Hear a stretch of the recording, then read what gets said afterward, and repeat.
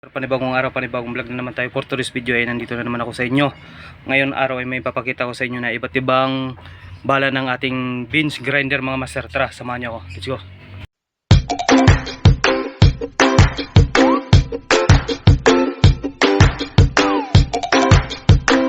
So ayan mga master, ito po yung iba't ibang bala natin ng beans grinder natin mga master.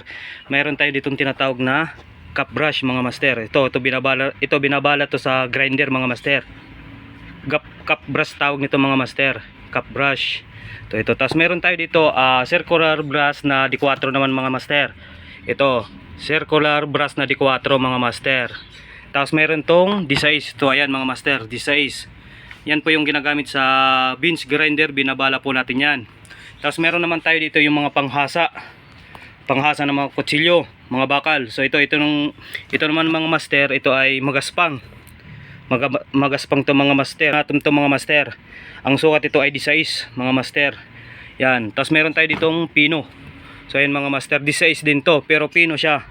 Para tumulis yung kutsilyo nyo, ito yung gagamitin nyo. Tapos meron tayo itong panghasa ng lagari mga master. Meron tayong rito, panghasa ng lagari ito. Manipis, panghasa to ng lagari mga master. Ito po yung iba't ibang bala ng ating beans grinder. Tapos meron tayo ditong parang bapping. Ito ginagamit dun to sa pagano ng beans grinder mga master. 3M yung brand. Ginagamit ito pang bapping sa mga stainless, sa mga yero, bakal. Ito ginagamit ito pang pakintab. So ayan yung mga iba't ibang natin ng beans grinder natin mga master. Yung mga bala binabalahan ng beans grinder, iba't ibang sukat. Meron tayong cup brush, meron tayong circular brush na D4, tapos meron tayong D6, tapos meron tayong D6 na carburetum na panghasa sa mga kutsilyo mga master.